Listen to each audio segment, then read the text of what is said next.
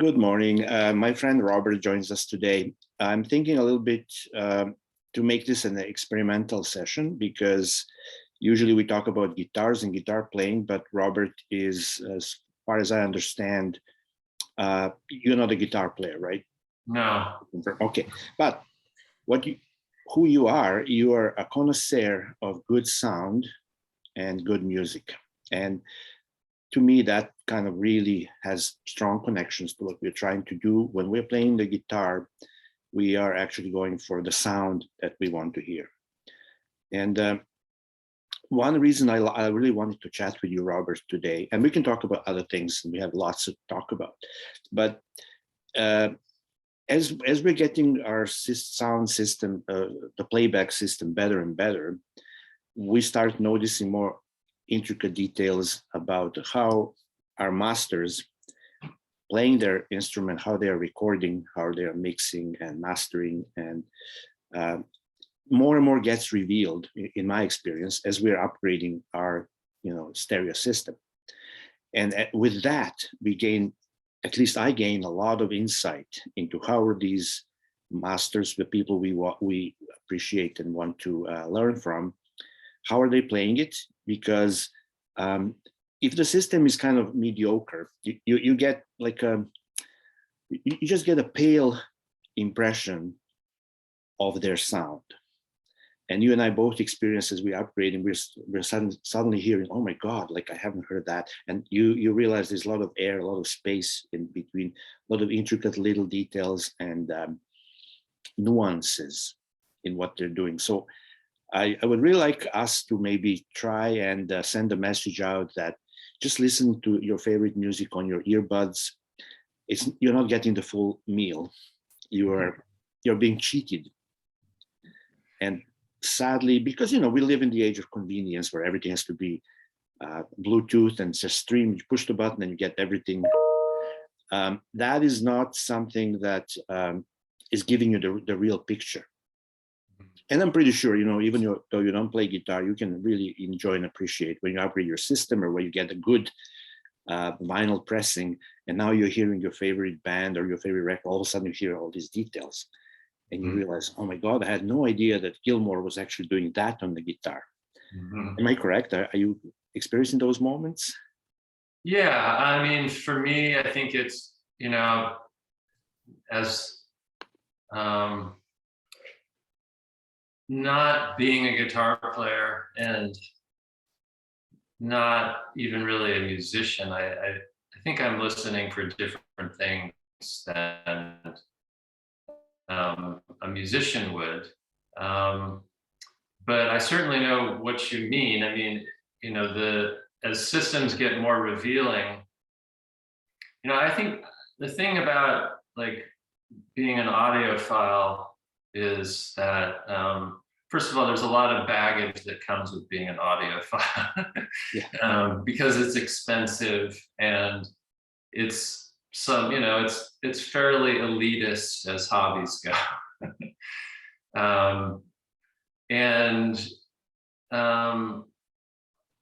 So I think interesting to see how your audience responds to this, because I think also musicians are in some ways kind of a different lot. I mean, I don't know a lot of audiophiles. I don't know a lot of musicians, but what I've heard anecdotally is that a lot of musicians have really terrible stereo. I have a friend who's a guitar player and collects guitars, and he's been playing a long time, and he's one of my few audiophile friends. He's not as obsessed with it as I am, but he's got a pretty decent system, and he's always surprised when we talk about it that I'm not a musician, because he feels like I have the ear of a musician. And I know, as you know, that I have a relationship with Tom Port at Better Records and consider him a friend. And he's talked about when he hires people at Better Records, the people he looks for are not audiophiles, they're musicians. You know, he wants people who know the sound of an instrument playing and can, you know, therefore have a head start when they're trying to evaluate the sound of a record. You know, does the record really portray the sound of that instrument well, or does it not? Because that's really a big thing in audio, is how well does the system really, it's not just so much about how revealing it is, but how accurate is it in terms of the way that it conveys the sound of the instrument. And you know, and so I think that's what I focus on a lot. That's the way that that's kind of the way I find into connecting with artists and their work and their sort of vision for what they wanted to do when they made the record. And you know, I find that the process of revealing that through audio is also a process of revealing the artist's work in ways that have really surprised me a lot. You know, I can think years ago, somebody gave me a bunch of records, and he had some Cat Stevens records, and I kind of played a song or two, and then I just kind of sold them. Like, I'm not interested in these, you know. And now, like, I listen to Cat Stevens all the time, you know, and that happened because the way that he recorded his records. I mean, the recordings are just astonishing, and it just brings the work, you know, the artist's work to life in a way that I never had even an inkling before I heard it that way. So I imagine that as a guitar player, you know, as somebody who is wanting to, you know, connect with other guitar players that they admire, guitar players that, you know, have recorded, you know, some memorable albums, you know, I would imagine that, you know, an audiophile approach to that would be rewarding. Yeah. And especially when you consider, and we can talk about that later, the difference between analog reproduction chain and the digital. But there are many, many parallels if you're a guitar player and you are using the analog gear, which is your guitar, of course, it's analog, and the strings vibrate and the pickup picks it up and sends the signal to the amplifier. There is a lot of tweaking that are kind of, in my mind, similar to how we tweak our turntable and the tone arm, the cartridges, and all the millions of little parameters we are messing with. Right. You probably notice, and everybody has noticed, that anything you do to your turntable kind of has an effect. Right. It's very hard to change something on a turntable and go and it sounds the same, in my experience. Right. It really does make a difference. Same is when you have your guitar and anything you do to it or to the way you connect to the amplifier and how you mess with your amplifier, and maybe you put in between some stomp boxes or something, everything changes.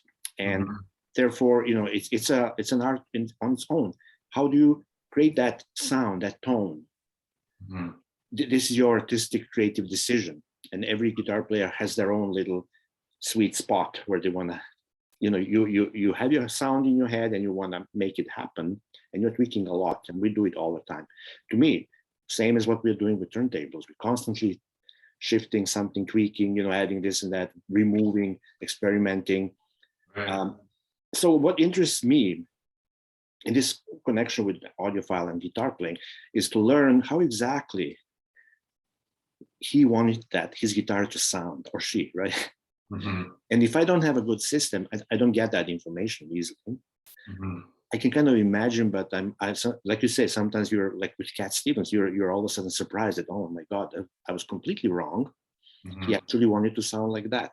Once you got your system to that revealing stage, where you learn, oh, okay, so this is how he wanted the instruments to relate, right?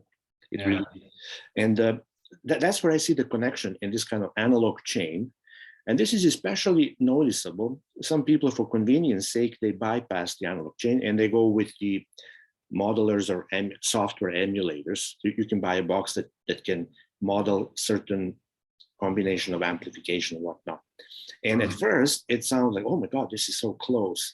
But really, when you start using it, and especially at louder volumes, you realize, no, this is a pale simulacrum of the real thing. And it turns out it's very hard to simulate or model the real thing, which again points back to how we compare digital sound reproduction with the final. Right. Yeah. Yeah. I you know, as you're talking about this, I'm thinking about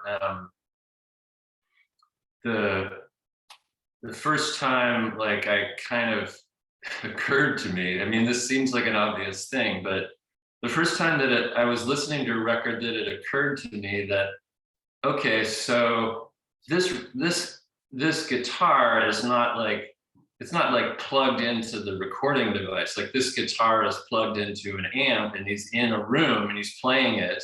And then there's a microphone there. Yeah. I think it was, it's actually Black Sabbath's first album, you know, which is, you know, an amazing recording.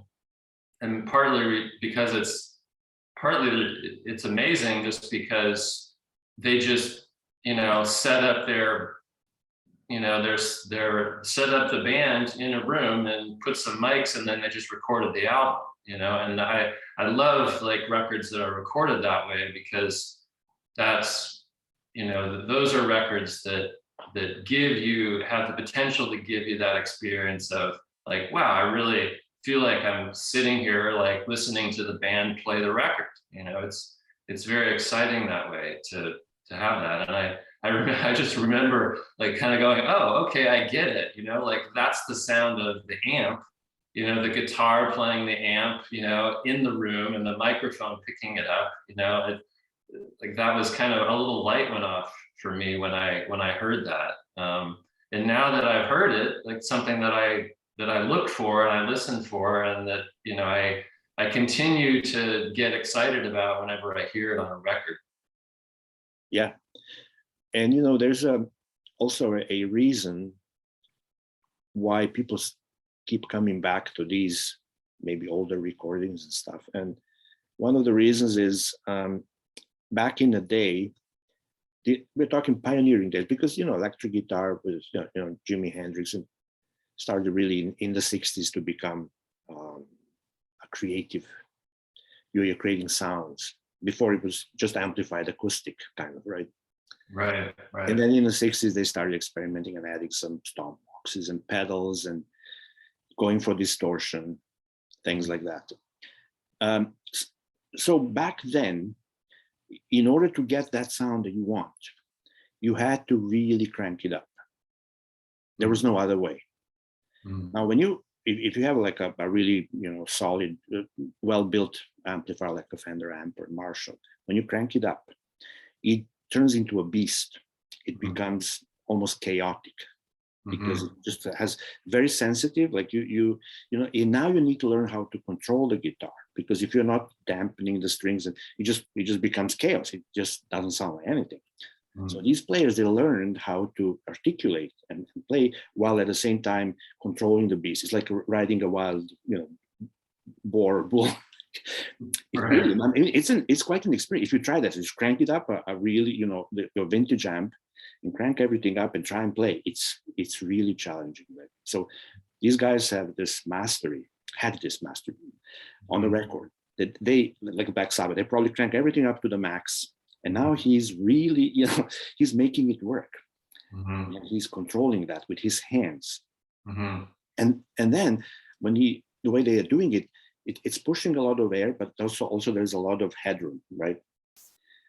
And nowadays, because it's so challenging, we have the technology that's going to simulate that, but at lower volumes. So you don't have to worry about dampening so much, but something is lost in the process. You can hear it. You can hear that excitement, that like edgy, like you're almost like on a roller coaster. It's almost at the edge of chaos. That unnerving situation is what guys like Jimi Hendrix and all these guys we like to listen to have captured on record. And the more, the better pressing you have, the more, advanced your system is, the easier you can hear that. And it brings so much excitement when you realize that this is all almost about to break up, right? And then they're riding this, almost like surfing this giant wave, and that's why I'm thinking that there's a connection between, and you're right, advanced musicians maybe don't need that, they already have everything in their head, but us aspiring, when you're trying to master something, it really helps when you hear it for real on the record, which, if you're playing on a mediocre system, you're just playing a CD, I don't think you can hear it. I mean, it's there, but you don't really experience it. If you go to a friend's house, and you mentioned a really good remark. A friend of mine, he's a piano player, and then as I'm upgrading my system, I sometimes like to invite him to listen to records with the piano. Tell me, do you think this is how piano sounds, or because I don't really know. Yeah. And they can say, it's a bit too grainy or something like that, because he knows how piano should sound, right? Yeah. And then, piano is a really telling instrument. In fact, I was just listening to a piano recording earlier today and realizing actually that I was like, it wasn't sounding right. And I needed to adjust the arm height. I had the arm like too low. And not only that, but it's a recording where there are some moments where, just the of it. I mean, it's classical really surprises me. I mean, the more I listen to it, the more it blows me away the way rock records do. I mean, some of these like performances, these guys are just like banging on it's like they're banging on their instruments. I mean, it's powerful. I mean, when they get it right, and when that can be captured in a recording too, that's the other part, because it's really hard to record. It's one thing like a guy in a room with a guitar. It's another thing like with an orchestra in a hall, and then a solo piano that's kind of anchoring the performance. Anyway, piano it's difficult to get right. It shows a lot of the things that are wrong with the system when the piano isn't right. I mean, for one, real obvious thing is it shows you if the speed's off on your turntable. Like piano is really a good tell for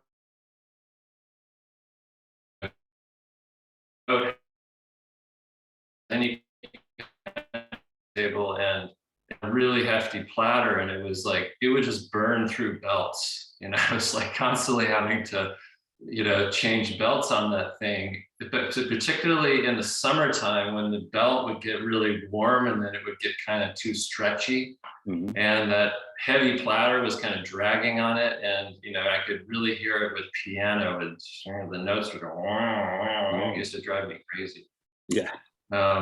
But I think that's a great strategy in audio is have people who know, have people or yourself, I mean, ask yourself, does it really sound like? I think most people just haven't heard that. And then, and to your point earlier about, kind of capturing the kind of the chaos or the near chaos of a very towering electric guitar performance. I mean, one thing that I think is hard to appreciate is if you're not in audio, if you're not an audiophile, or you're not kind of very far along with it, is building a system that can play loud music at loud volumes is not easy. I mean, you start turning it up and things start to go wrong. So it's kind of like audio systems like really reflect the thing that you're talking about, actually, you were talking about earlier with guitars. I mean, it's kind of a controlled chaos in a way, with certain music, this classical piece I was listening to this morning, it was like, at one point it was it became chaos. Like it started to distort, and I was like, that didn't used to distort, you know. And I thought, well, something isn't right. Something, you know, needs to be fixed. But the thrill is when you get things that feel like they're on the verge of coming apart, and then they don't. They hold together, and I find that to be very compelling. Yeah, and that's a rewards all your hard work and money. Exactly. Yeah, that moment when what they, like you say, what used to sound like just a blur or just some kind of a shouting noise, all of a sudden you're like, oh my God, this is so clear and stable and just like really solid. Yeah. And those records that do that become good test records for when you're trying to see, is this going in the right direction? You know, I think we had an email exchange once a while back, and you mentioned Deep Purple's Made in Japan. I mean, to talk about an example of a record that should not hold together, but somehow does, you know, like just to record that band at that volume, you know, like in a live show and like make it work. It's pretty astonishing. I mean, you know, live records are, you know, in some ways the most impressive, because, you know, those are the times where the band is just, you know, really, I mean, it's a live performance. It's all about pulling out all the stops, really. You know. Yeah, and what also the nice thing that you can achieve that is when you really crank it up and you go over like 90 decibel average levels, and it sounds pleasant. It's not hurting your ears. Right. It still works. Yeah. It sounds sweet. Right. Yeah. That's hard to accomplish. It is. It is. You know, part of the reason is that, and what I'm realizing is, you know, getting the electricity, like a lot of the times it's electricity. I mean, you dealt with that, you know, you mentioned you were thinking, you know, the grounding box and how you know, how you got such good results using that, and how you felt like it perhaps was helping to manage some of the issues with the old electrical wiring in your building. You know, and I've noticed that, and I've written about that, you know, where, you know, just like, you know, turn off stuff and unplug stuff that sucks a lot of power and give more to the system. And, you know, records that are harder to play back tend to sound bigger and badder and, you know, kind of more solid. You know, the image becomes more solid. The drums get bigger, the sound stage gets deeper. So it's interesting how much electricity affects these things, you know, and, you know, and I haven't, you know, experimented a ton with managing electricity in other ways, but I think the typical way is getting some sort of power conditioner. And I don't think that really does, it doesn't accomplish that. It's more of a compensation for, you know, other,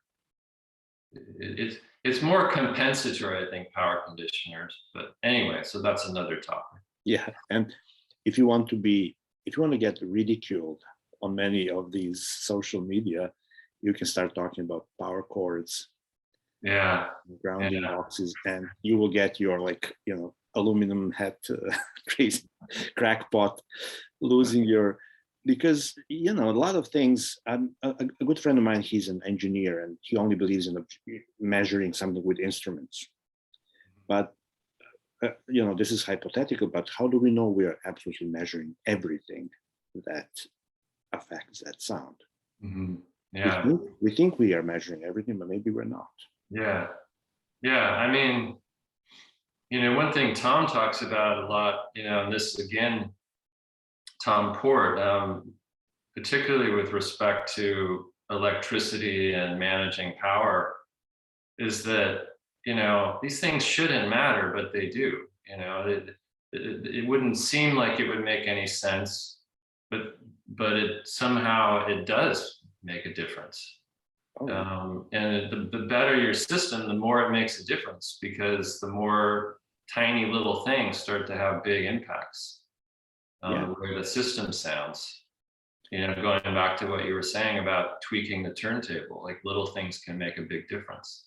Yeah, and one analogy would be, if you're skeptical and say, so yeah, what does it matter? But if you're using your tap water to drink, and let's say you're not here in Vancouver, we are lucky; it's pretty good quality. But then you put your filter at the end of your faucet, and now you have better water to drink. Right. And similar is like if your electricity is all dirty and has a lot of interferences, at the end of it you can put this whatever grounding box or something that will, I don't know, drain some of that noise. And I've noticed huge, really impressive difference in sound quality. And of course, people will violently disagree and say I'm losing my marbles, but yeah, I know. The grounding box is a good example, just because it seems like voodoo, like if you I don't understand the science behind it, but I don't need to. I'm surprised at what a difference, things make sometimes, and it seems that things that don't seem like they ought to make that big of a difference, make a big difference. So it doesn't surprise me that you had good results with it. And vice versa. Sometimes you hear about something and you read about it and I get excited, I go and I get it and I put it in, I can't hear any difference. Yeah, because it's always like, does it work for me? I don't care what the spec says or what the people say. Right. I can't hear the difference. I don't care. Yeah. Sometimes even it makes things worse. Yeah. No, very often it does, actually. I've had that experience with power cords and wires. Actually, I'm breaking in a new set of interconnects right now, and I'm just super excited to write about these things because they were like dirt cheap, and they're the best interconnects I've ever heard before. But you already wrote about it. I read some of your. No, it's a brand new thing. It's because when I read about it before, I was writing about a pair of interconnects that I've had for 30 years, that you can't buy these things anymore, So I was like, I can't, it's not really that helpful to people to say, these cheap interconnects are going to slaughter your $2,000 ones, but you got to find them on eBay if you're lucky. I thought that's not really all that helpful. Let me see if I can find something that's you can get now. And so now I've found something, and so I'm still I haven't made conclusions yet, but the early stages, they look really, really promising. So yeah. Anyway, again, surprising how much these things make a difference. Can't wait to read about that. I'm interested also in experimenting with interconnects. Yeah, that's been fun, but it's also, all that kind of stuff is really time consuming.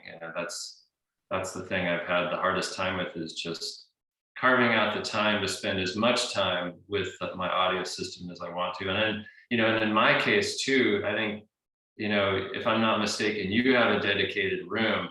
I've got my system in the living room. So if my wife is around, it's basically a non-starter, so I really have to do it only when she's not around.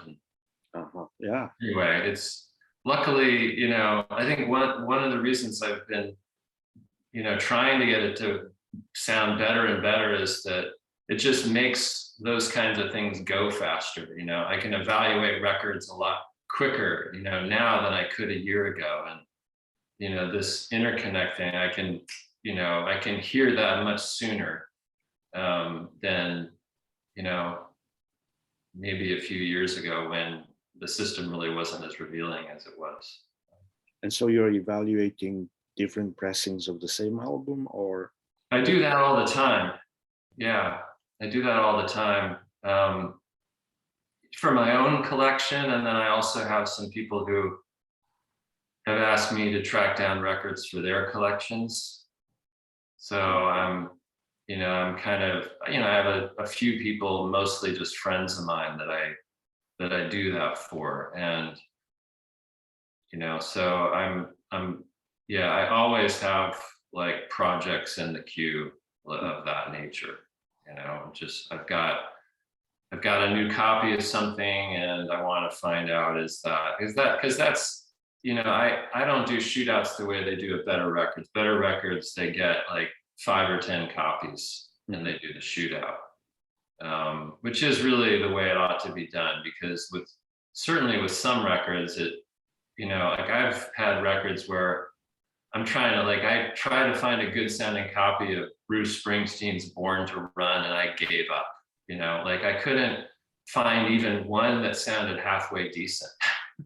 And, it's on Columbia, like Columbia, they just pressed at so many different plants with so many different stampers. Like you just, after a while, it's like, how many copies of this record do I need to buy to get anywhere, like even within spitting distance of something decent, so, but sometimes, I get lucky a lot quicker than that. And I find something that really stands out. If you got a bunch of copies, then you kind of have done your work already, because you've got like say 10 different copies, one of them is bound to sound good. And then like, okay, these stampers sound good. So then you can find more copies with those stampers. I think this is one of the things that like people who don't really understand the Better Records business model and what they do, and frankly badmouth them, is that they're not like, these records have won shootouts, not against like your average copy, but against the whole like pile of copies that have already stampers that already know are good stampers. I mean, that's the thing. So you're really getting the cream of the crop with the Better Records record. And so the price is justified, basically. It is. I mean, you could pull your hair out trying to find a good copy of some of these things. They do some serious research and development. So for me, I'm just I find a copy that's good, and then I get another copy, shoot it out against that one, and I just kind of work my way through it, 2 record shootouts at a time. For better or for worse, that's how I do it, because I can't just keep buying and accumulating records. I got to sell them. I don't want them around. I need the money to, be able to buy more records. So, that's what's worked for me. But as a result, I'm doing shootouts all the time, basically. So have you ever tried, like you've done your shootouts and you pick the cream of the crop, and you didn't get rid of the others for some reason, and then you upgrade your system, do you go back and check if it indeed holds through? Or it's a very good question.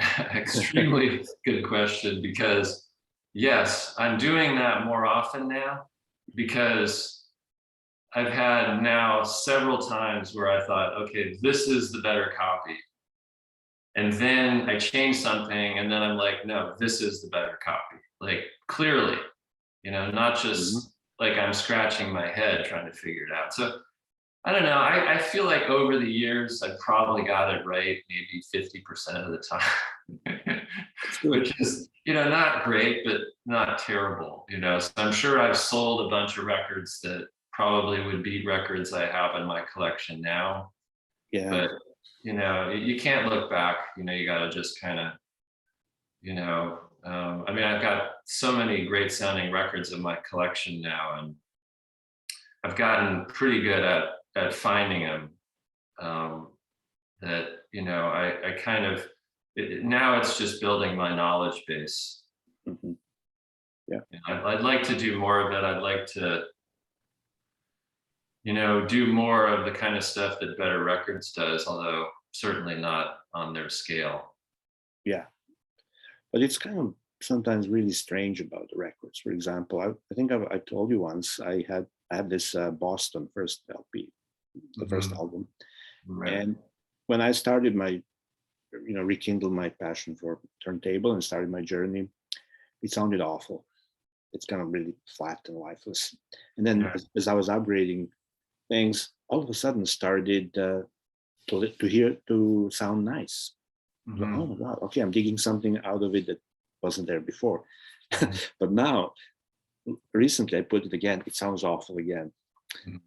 It's so revealing now that you see how everything is driven against the wall, nothing is breathing, and those guitars are so kind of crunched and so it morphs as you're changing things. That way some records sound, it changes also. Yeah, absolutely. I mean, I think that record is a good example too, because there's just a lot in the mix. And it's, records like that, if your system doesn't give you the dynamics and the clarity that you need and the power that you need to really bring that to life, then the mix is too thick. It's just a kind of a drone of, you get obviously the broad strokes, right? And then of course this is what is often done, has been done a lot over the years with recordings that have become popular. They remaster it for the radio. I mean, that's a great example, that Boston record. They reissued it later, and those, I don't know, I haven't done a lot of investigation with Boston, so I wouldn't want to say anything to steer anyone in the wrong direction, but I'd say, getting an earlier pressing of that is your best bet, just because, as they went along and they saw how big it became, they needed to press more records. They wanted more people to hear it. And so you compress that, you kind of squash out the dynamics, put that on the record. So when it plays on the radio, it's just really easy to hear everything. You don't want dynamics when you listen to music on the radio, on your car radio, whatever. You want to be able to hear everything at once. Yeah. But even a lesser example, I can think of over the years, I've had, I think what most people would consider a pretty good system for, going on, 40 years now. And I mean, 10 years ago, my system couldn't play a record like that. It just doesn't work. I think of another example, the kind of similar idea. I think one thing is the timing of that. When they got like later on in the 70s, the way they were recording and producing, it kind of alluded to where things went in the 80s with recordings. And one of the things I've noticed is that with those sort of more pop rock recordings, kind of, in the late 70s, early 80s, if your system, is too hyped up in any way, those records just sound hyped up and terrible. A friend of mine loaned me a copy of that he got from Better Records, actually, Stevie Nicks' Belladonna. And I was surprised when I played it, because something happened. He loaned it to me, and then I played it, and I was like, wow, it's really a lot, And then I made some changes to my system, and it kind of brought everything down to a level where then I could kind of hear what it was that the recording really was. I was like, oh, okay, now I kind of understand that. I could see how on a lot of systems like that record, even a hot stamper for that record would sound terrible.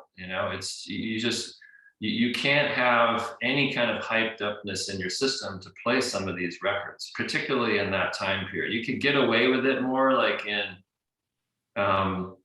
earlier in the 70s, and certainly with certain rock records, which are all about kind of size and impressiveness and bigness. If your system amps that up more, it's not necessarily a problem. But if things are more kind of bright, I guess, more, you've got kind of more going on in that upper mid-range, where things can get very edgy. If your system's not dealing with that well, then, those records can be really unpleasant to listen to. Yeah, and that also kind of brings us back to the guitars, because I think a lot of people who listen to classic rock or something that impresses you, and you're like, oh, I like this sound, I would like to play like that. And then you look at inexperienced players who are trying to emulate that sound, and you kind of realize that they are overdoing it, in the sense, speaking about the tone, right? In the sense that they really, what's the word?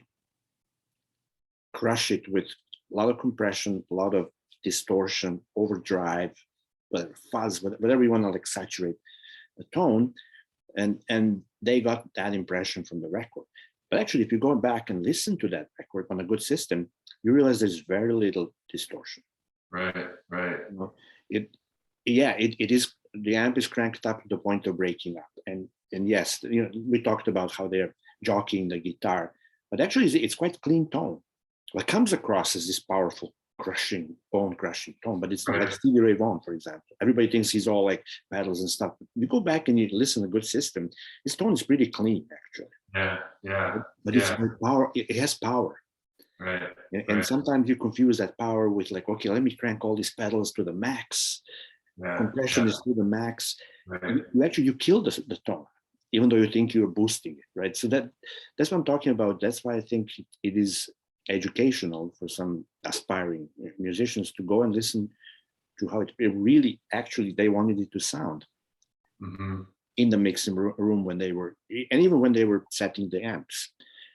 All these like good guitar, either riffs or solos are not that distorted actually. And some, it came to me as a surprise actually. I had this journey where I think everything is like all maxed up, and then I'm like, wait a minute, Hendrix, pretty clean tone, Yeah, very rarely, in fact, is it distorted. That's the thing. I mean, I can think of very few records where, the distortion is actually, there is actually distortion on the master tape, where Led Zeppelin 2 being the one that really jumps to mind. I mean, that one, they just, Jimmy Page, he went for distortion on that, that's the sound of the record. But yeah, I agree. I think that, most of the guitar players that, the guitar performances, I think that you're referencing, they're not distorted. No. It's the system playing them back that's distorting them basically. And so I could see how a guitar player would hear that, and think that that's the sound, actually the sound that the performance had, when in fact that's not really it at all.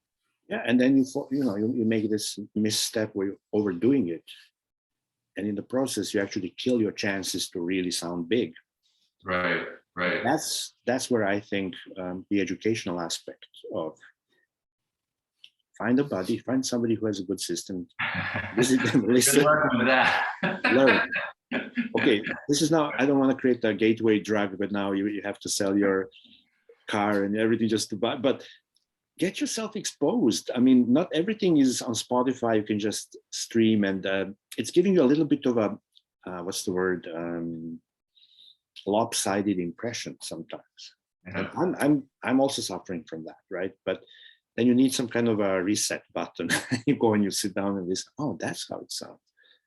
Yeah, I was on Audio Gun forums a while back, and someone, I think it was a thread on room treatments or something. And anyway, some guy recommended this book. And I went to the guy who wrote the book's website. I can't remember his name. He's in Georgia. He used to be an audio dealer. And he was like, he would travel around to, different parts of the country and, probably doing like shows and stuff. I don't know, I've never been to audio shows, so I don't know much about that world, but in any case, he was very much in that world.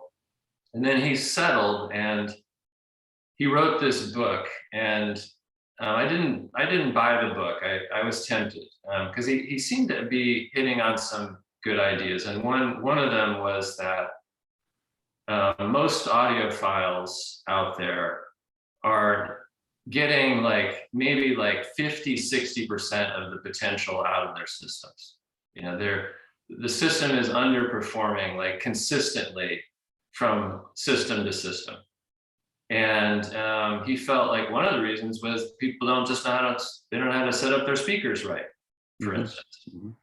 So anyway, the point of this is that he created this interesting business model, which is that, you know, first of all, he wrote this book where he can share his advice through the book. You buy the book, you know, you get my advice.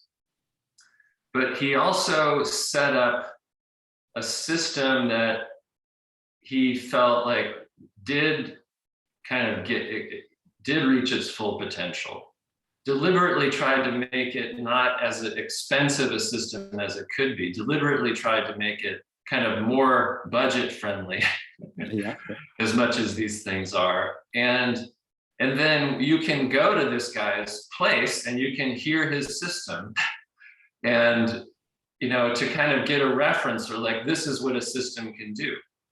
I thought this was really interesting because, I mean, just the fact that he thought people needed that in the first place, like, kind of fascinated me. Like, you know, and I haven't heard a lot of systems, but I have to say that based on my experience hearing systems, and you and I have talked about this in emails, you know, even going to stores where they ought to know what the heck they're doing. You know, you hear these systems and they just don't sound good, you know? I mean, so like, going back to what you said, yeah, it's a great idea, you know, musicians go out there, hear what these performances really are about, but where do you go to do that? You know, it's not really that easy, you know? Even if you know audiophiles, you could go and hear it on their system and think, you know, is that what it's supposed to sound like? And chances are it isn't what it's supposed to sound like.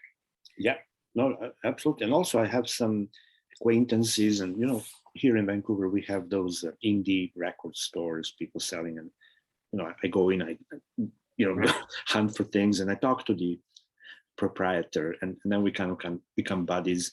I'm like, okay, this is before the pandemic, right? I'm like, hey, why don't you drop by anywhere in the hood? You can hear my systems. Like, no, I'm not doing that. You're not gonna, like, because he did it once. He went to some dude and he was devastated, right? And he's like, I'm not doing this to me, because he loves music. He doesn't have the means to pursue the. You mean he didn't want us to be coveting something that he didn't have the financial wherewithal to manifest? I'm not doing that. Like, forget it. Don't even try. Because he knew, well, once you hear, like, I gotta have it, right? Yeah. Because yeah, I did have some friends can come over, and some of the musicians for jamming, and like, oh, you have these big speakers, let's hear something. And I played, like, I want it, I want this. Like, I want it. What do I have to do to get it?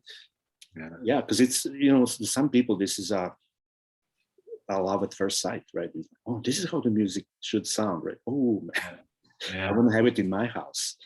Yeah, yeah. That's, you know, that impulse. I mean, I can think, or very early on. I mean, I got into audio in college.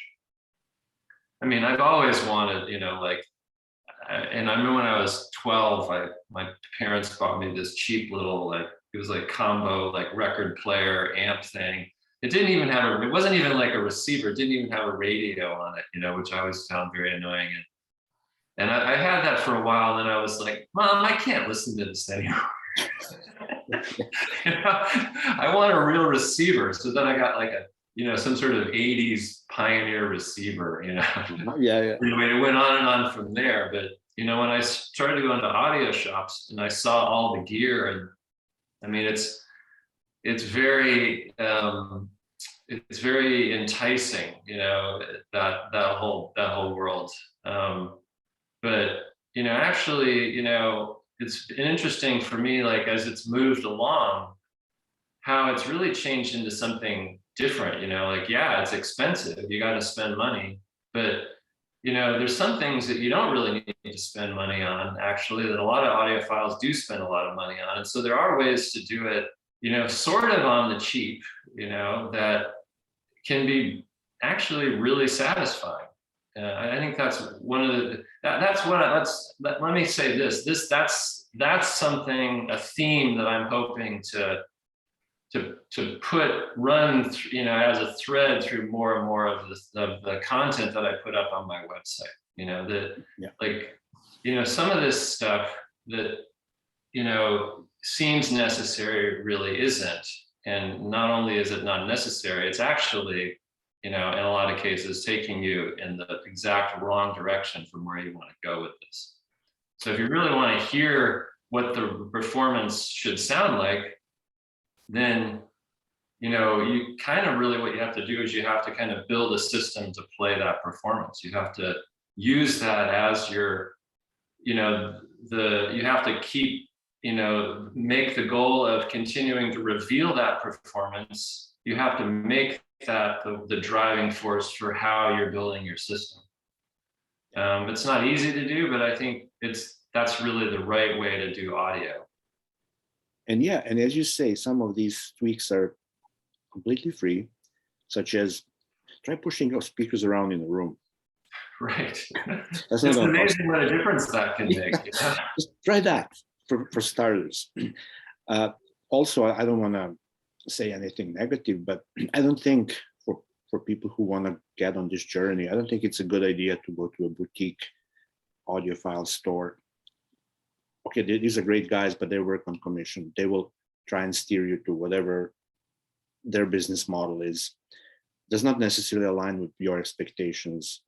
And I've been through that, and I'm not saying anybody's doing anything bad, but these people are in business to make a living, right? So they will sell me something, and I'm not saying it's necessarily bad, but it's not something that I wanted.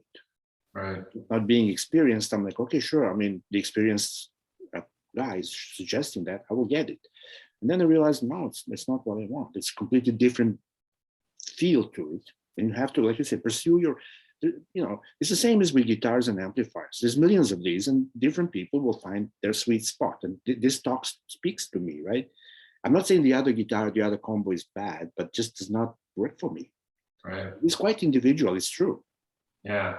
Yeah, I mean, I could definitely see that with guitars. And that happens a lot on audio too. I mean, I can think about the last pair of speakers I had, which were the first floor standards that I had, as I had bookshelf speakers for years. And then I got these floor standards that actually could produce some amount of bass. And suddenly I was hearing the drum kit, and I was like, man, I want to hear more of that. I want to hear that bass guitar. I want to hear more of that, And then I focused on certain things, and then you kind of head down this rabbit hole of you're trying to create a particular sound with your system, I can see how with guitars, I mean, that makes perfect sense, particularly if you're a performer, to have a sound that sounds like you, is, that's a boon as a performer to have that people can identify. Oh, that sounds like, Hendrix, or that sounds like Page, or whatever. But in audio, I realize you don't want that. In audio, you have to listen to all the instruments. Yeah. You can't get too caught up in wanting a particular sound. You have to kind of you have to kind of keep hitting the refresh button, and keep hearing it in a new, in a new way again, so that you don't start focusing too much on getting. You want to do it that way, I mean, which is fine. If all you listen to is music, and I listen to a lot of 70s rock music, I always say I'm kind of stuck in the 70s, even though I grew up in the 80s, I'm for some reason I keep getting called back to 70s rock music.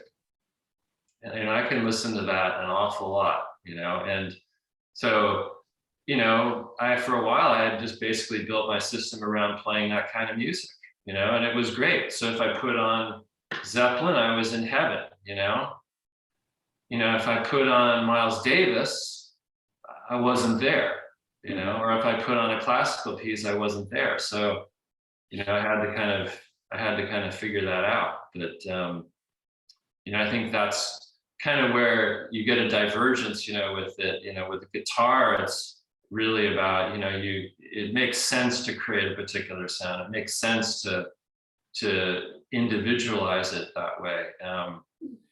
You know, audio is got to be not done that way for it to really work. Yeah, you talked about that. It's the opposite. You talk a lot about neutrality, which maybe you can explain, Right. try and explain, because at first I remember I misunderstood you. I thought it's neutrality that the digital gives you, Right. something else in mind. Yeah. Yeah. Right. Yeah. I mean, it's kind of a buzzword, you know. I mean, I mean, and I like, you know, cables. Like, I think cables are probably the best example. Like, people want to get a new cables, new speaker cable, new interconnects, and in their minds, it's like the system is already doing everything right. And so let me just get a cable that's as neutral as possible, right? I don't want the cable to add bass. I don't want the cable to hype up the mid-range or whatever. You know, I want it to just, you know, convey like what's coming out of the amp and to the speakers to my ears. And so, you know, you read about cables and it's like, well, these cables are very neutral, you know, or these cables are not very neutral. They, you know, they're more this or that, you know. And so, anyway, so, I mean, I think that, you know, so then I thought about, well, what does that really mean, neutral then? I mean, you know, because, I mean, part of the problem is if your system isn't neutral, then how do you really know what neutral is? I mean, I thought when I had, you know, for years I had tube gear, and I was reading Tom Port's blog, and he was saying how, solid state just does a better job conveying music, in my view, than tubes. And tubes just, you know, they sound, it's not that they sound bad, you know, certainly like in a guitar amp, like tube's a good thing, right? I mean, you know, it's a particular sound, it's a sound that's appropriate for that instrument. But it's not a sound that's appropriate for all instruments and all recordings and all performances. And when I got out of tubes, I started to see what he meant, you know, and I realized like, oh, you know, tubes are not a neutral sounding thing. So, you know, so people try to like, you know, have it both ways. Well, like I wrote a piece about trying to demo these spatial audio open baffle speakers. Got a lot of hits on that, actually. A lot of people read that. Not a lot of comments, but anyway. So I go over to this guy's house, and first of all, he had all this gear. He had 4 turntables, but he wouldn't hook up a turntable for me. So I couldn't bring my own records, which was annoying. So he insisted that he had to use his streamer and his DAC. And so he had this DAC that was a hybrid tube solid state DAC, you know, and so like that's a great example of like the audiophile who like wants it both ways. You know, they want something that solid state gives you, but they want something that tubes give you, and they want to somehow marry the two and make it into, you know, okay, that's the perfect marriage, you know, like the perfect amount of warmth and clarity, you know, the perfect amount of tubiness and, you know, kind of tubiness and sort of solid state, you know, accuracy, I guess. But it never works. Stop doing that. You know, if you like tubes, get tubes. You know, if you like solid state, get solid state. But if you want neutral, like rarely are tubes going to give you that. So what is it then? Well, you know, it's basically, it gets back to like what you were saying about like, you know, how well can we actually reveal, how well can we play back this performance? You know, Jimmy Page was like, they're in the studio and he's playing the guitar and he's, you know, playing a whole lot of love or whatever, you know, like what did it really sound like then? You know, I mean, what was that experience like? And what would have been like to be there for that? And the interesting thing is that on the one hand, it's impossible to answer that question. But on the other hand, when you hear a system reveal that, you kind of know it. Like it's a light bulb thing where you're like, oh, okay, that actually sounds a lot more live to me. That actually sounds a lot more like a guy playing a guitar really friggin' well in a studio, at a recording session. You can't really, if you haven't heard it, then you don't know what it is. When you do hear it, then you know, and then you want more of that. And so my feeling is, if you want neutrality in a system, or or you're thinking about, do I want neutrality? The answer to that question for me is yes, you want neutrality, because the more neutral you get, the more you get that experience with the records you play. Yeah, and I think you're right, you can actually experience it. And for the I am not lack of words, but there is this quality that I can hear. I may try to describe it as elasticity. Like, to me, good sound has certain elasticity that if it's not there, and then it's more brittle. And especially when you increase the volume, there's this kind of glassy, brittle.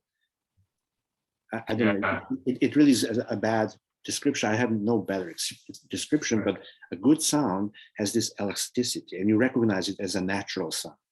Yeah. As instruments are pleasant to listen to, like in real life. Right. Upright bass and even loud drums are pleasant to listen to, actually. You like listening, even if they're banging on. Electric guitars, trumpets, and these are musical instruments that have sounded sweet. We enjoy it.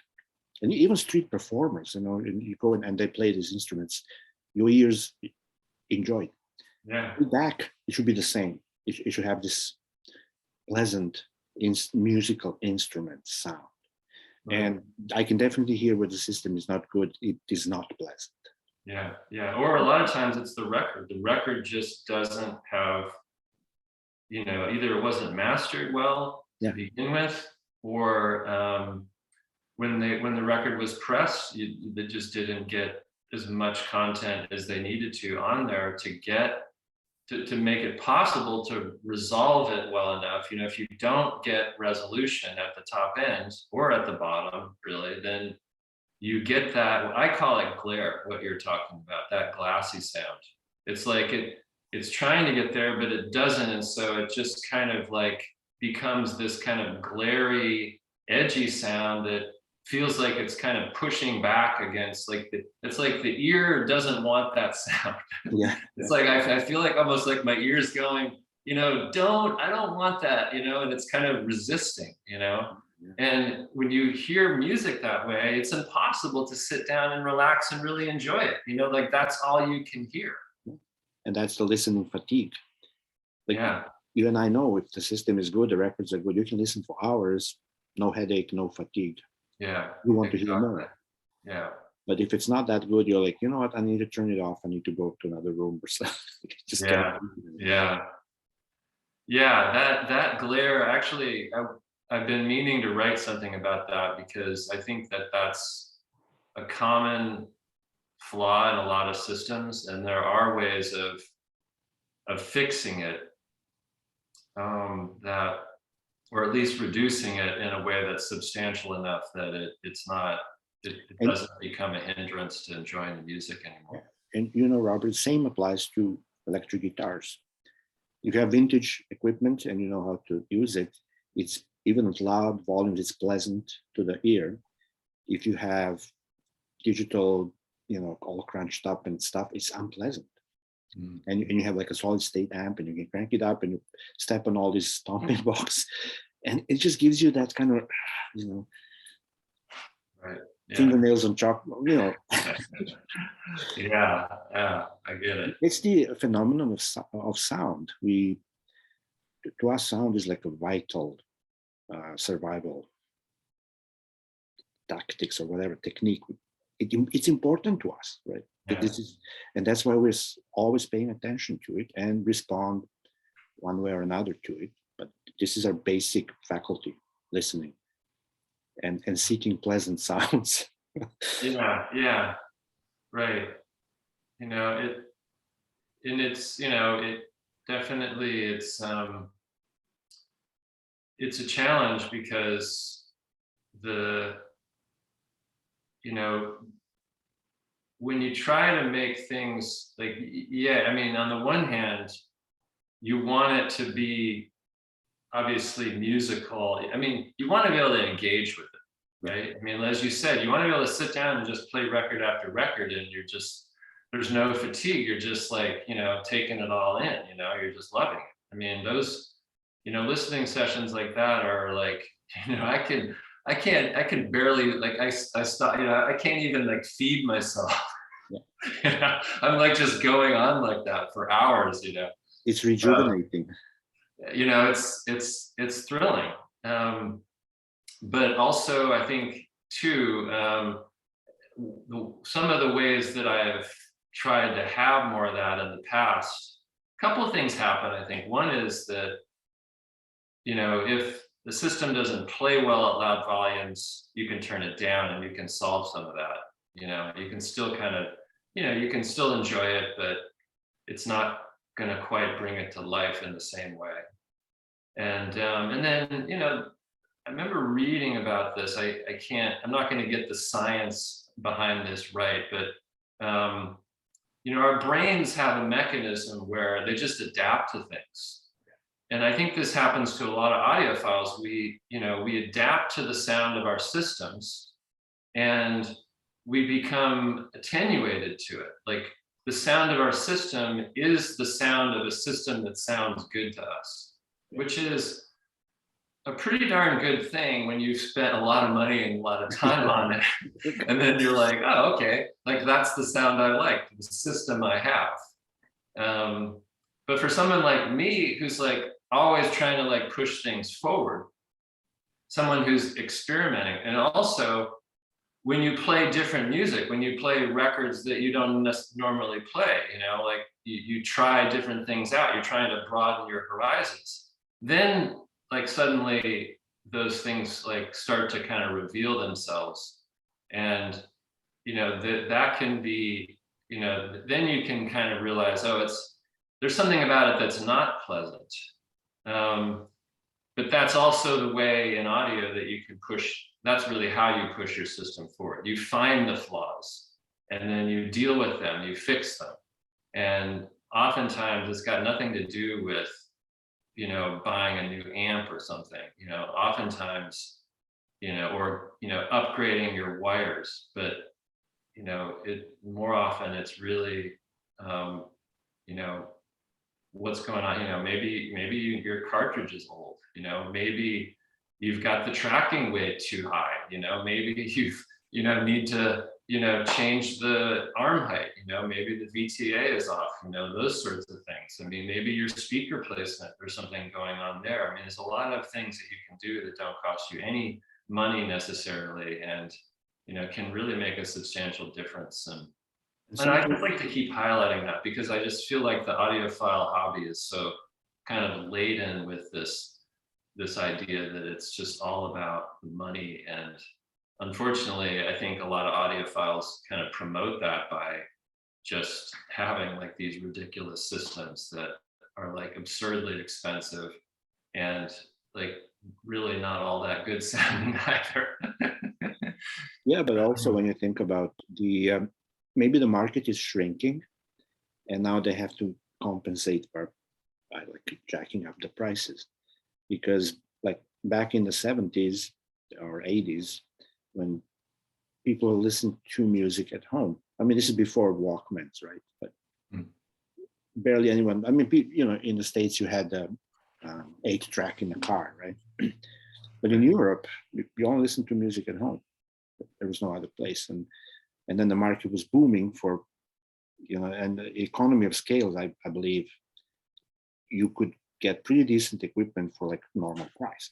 Right. Now, when everybody's on the earbuds or in the car and selling turntables, and it has to go up because the market is shrinking.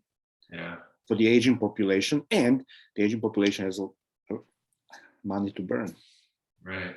Yeah, no, it makes sense. I mean, with some of these expensive electronics, you're not building a lot of units. I mean, I bought a phono preamp last year and I ordered it in the spring, and then it got caught up in supply chain Mhm. problems, because they couldn't get parts, because basically they build it for you when you order it. Oh, you want one of these? Okay, let's pull out a chassis and Yeah, yeah. get out the wires and the transistors or whatever and put the thing together and ship it to you. Yeah. So yeah, I certainly get that. There's economics behind a lot of this. I mean, like what you were saying about the brick and mortar stores, and the salespeople, and it's just, I mean, I think there's a lot of, I think there's a, my experience in audio is that even though there's a lot of expense and money associated with it, the audiophiles are, many of them, like most of them, I feel like they kind of land on the side of generosity. They want to help each other out. Yeah. I mean, I dealt with a store in San Francisco. They have two stores actually, one in San Francisco, one in Berkeley.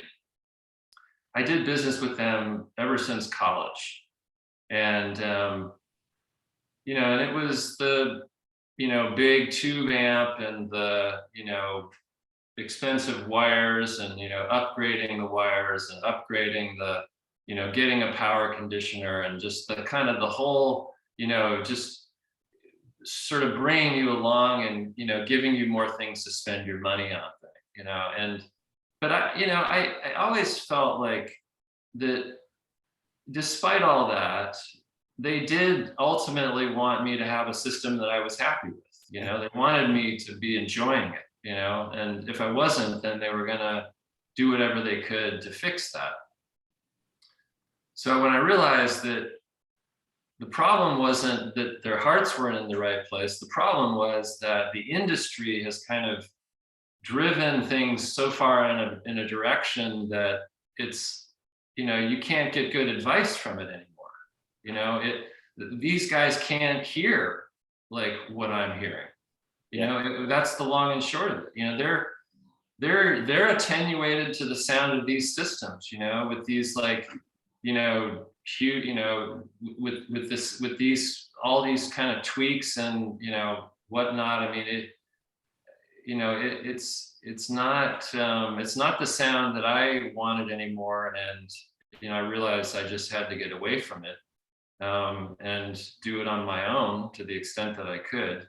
But I don't think that the people in the industry they're not necessarily trying to take advantage of people, No, but but there is the economic side where they're trying to make a living, and one way to do that is to keep selling people more and more expensive wires. Yeah. And, But it's true. I agree with you. I had one recent experience, not recent, let's say a couple of years ago. Everything happened a couple of years ago, then everything stopped.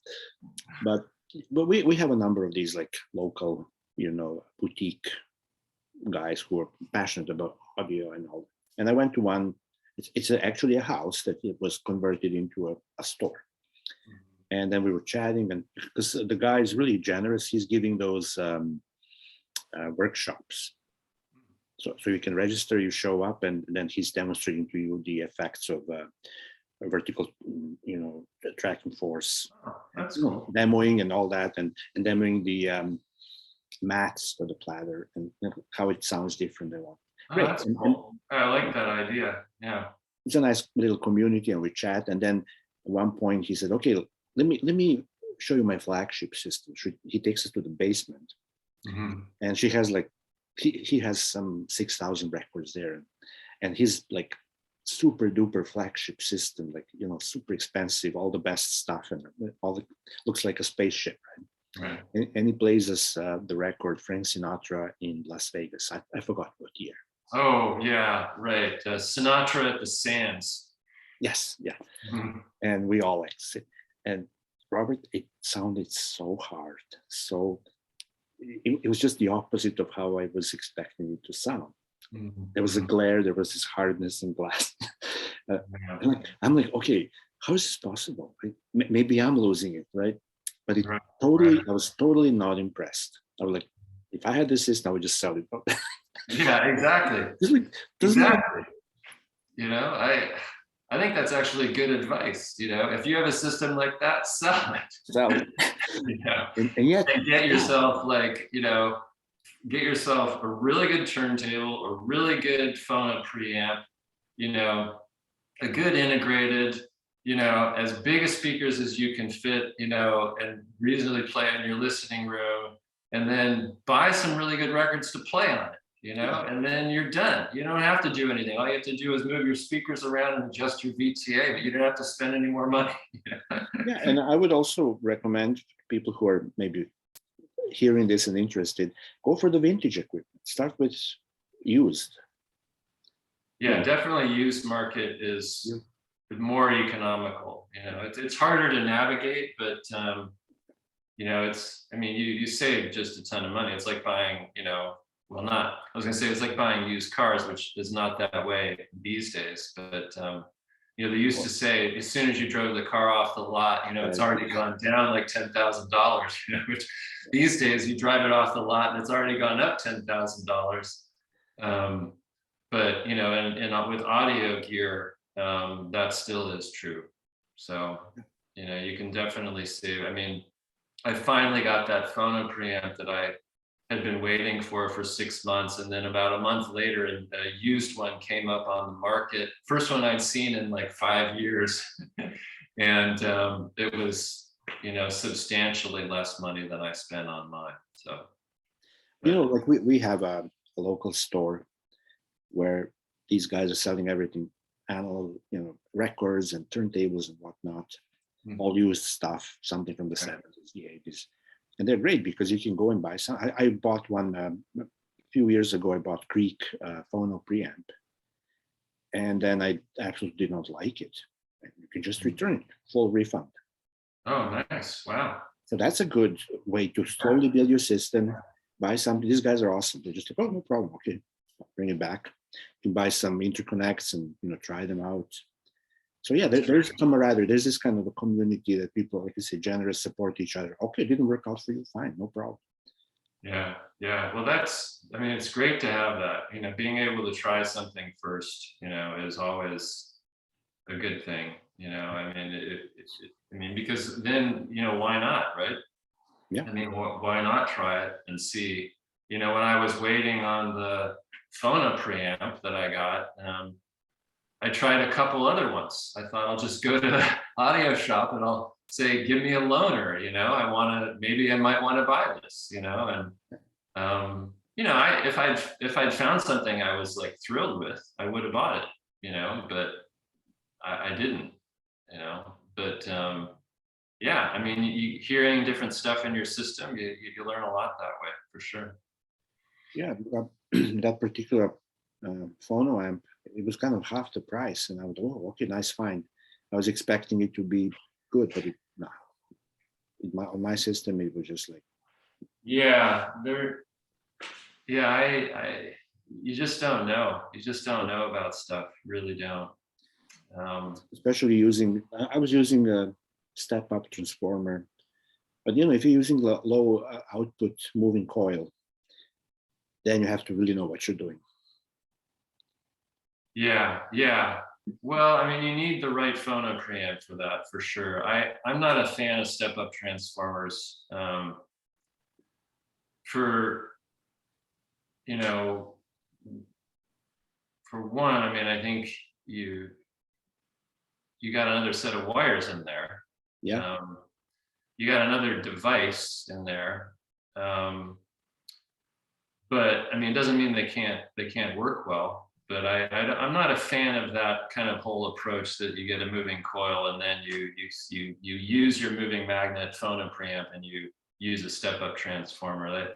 That doesn't make sense to me. Just get an active phono preamp that does moving. But at that time I was using a Motiva preamp phono, and the moving coil section was a bit noisy. Yeah. Especially, you know, with Denon, it was like 0.25 or some output, really low. And then if it's noisy, kind of, you know, so I switched to step up transmission. I'm not doing it anymore, but I used to try that. Right. Yeah. I mean, that's definitely one way to deal with that issue. I had for a long time two phono stages, and they weren't very, they were kind of like just as much output as they could get from the tubes that were in there. Mhm. And I realize now that I wasn't getting enough output. I mean, I could do things to keep the noise level down, but there was only so much I could do. And in some cases I'd be listening to a classical piece, and then in the background I could hear the song playing on the radio station. Yeah. So anyway, someday if it was like a foggy day, then I wouldn't get as much RF. So it kind of depended on the day how good it would sound. Yeah. So I guess the moral of the story is, if you can, find yourself a good audiophile buddy, and then start slowly building with the help somebody who knows more.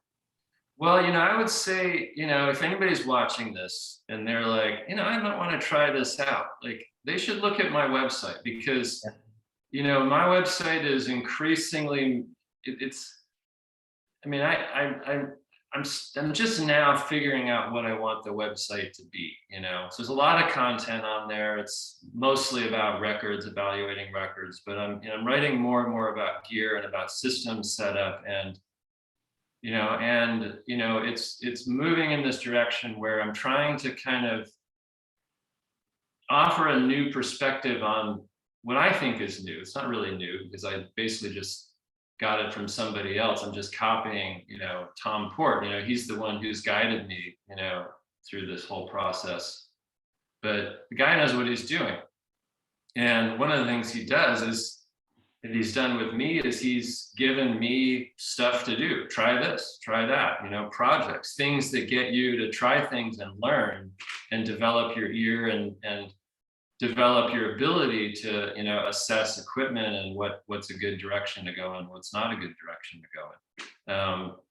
So I think if that's something that's interesting, then you can build a really good analog audio system, a really, just great sounding, satisfying, super rewarding system for not giant amounts of money. You got to spend on certain things, but you don't have to spend on a lot of the things that people spend on. And it's amazing what you can get, how much sound you can get out of lower cost systems. So I would say look at my site, because more and more content's going to come out in that vein, and I'm really kind of hoping to have the site be a resource for people who, want to take an approach to analog, which is not going the classic approach into this kind of, dusty, stuffy audiophile community, where they're still arguing about which is better, digital or analog, or you still got people like putting up forum threads like, what difference do wires really make? And, oh, you're an idiot, I spent $10,000 on mine,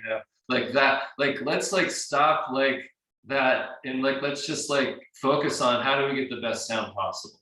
That's really what I want my site to be about, is to kind of block out the noise and like, this really works and you can do this. And the secret, I think, ingredient to expedite this journey, which I think you already are writing about, is certain things matching things. Certain things go well together, and then if you mismatch them, then it doesn't work, even if you spend a lot of money. Mm-hmm. So having that reference point where we can discuss about, for example, certain cartridges require certain types of tone arms, whether they're heavy or medium or light, right? If you mismatch them, you're not going to get a good sound. It's a fact. Same as with the impedance. Yeah, I think that can be true. I mean, I don't know. I mean, I actually, to be honest, don't have a lot of experience with that. I mean, I have, on the tone arm I have now, which I had a really, really light cartridge, like ridiculously light. And now I'm using one that's probably like on the heavy side of medium. Well, maybe more medium. You know, I don't find like I have any harder time matching with one or the other. Right tone arm, you can basically put any cartridge on it you want, and you can get good results. But I know what you mean. I think that you know, what it ultimately comes down to is that I don't know that we can like necessarily follow these conventional rules. I think we need to question all these rules and just try stuff out and see if it actually works. Yeah. You know, and I'm not sure that like the whole kind of tone arm cartridge matching thing is as important as just getting a tone arm that's a very sensitive tone arm to begin with. You know, if a tone arm is very sensitive, then you know it'll play with just about any cartridge on it. I don't really think it matters. If a tone arm has got issues with it, then you have to get more into like trying to find that match between the tone arms. So I'm more of the mind, just get a better tone arm. Yeah, but sometimes, for example, in my case, I had a Rega RB300, which many people think is pretty decent tone arm. Mhm. And then I wanted to move into moving coil experience, and I got then on DL103, and I was like, why is everybody raving about this? It didn't sound anything special to me, right? Mhm. But then when I upgraded the tone arm, all of a sudden, now I can hear what the fuss is all about. So, you know, in my case, it I think was kind of illustrates my point, which is that the better tone arm was the thing that made a difference. You heard the cartridge on your Rega, then you heard it on your Jelco, and you're like, okay, that sounds really good, you know. So the tone arm really was what made the difference. You know, exactly. Definitely. does it mean that the Denon didn't work with the Rega? You know, well, I mean, you kind of have to think, well, compared to what? You know, I mean, Yeah, what if you'd taken the cartridge you had before the Denon, you put that on the Jelco? That would have sounded a lot better. You know, yeah. you get my meaning. I mean, you know, sometimes you know, we think well, something means one thing, and really what it means is Yeah. something else. Yep. I think, yeah, Anyhow, so you're breaking up. Okay, so maybe we can wrap it up. This was a great discussion. Yeah. I think we touched on many things I wanted to touch on. Yeah. Maybe we can continue later. I would like to talk a little bit more about your experiences with how you are finding the better pressing records, etc. Right? That's another very interesting area. Okay. All right. That'd be good. So we'll email and we'll set up something else and figure that out. Thank you very much, Robert. I'll plug your website on the description of the video so people can visit and start the exciting journey. Okay. Thanks, Alex. Good talking to you. Good talking to you. We'll have fun today and we'll talk soon.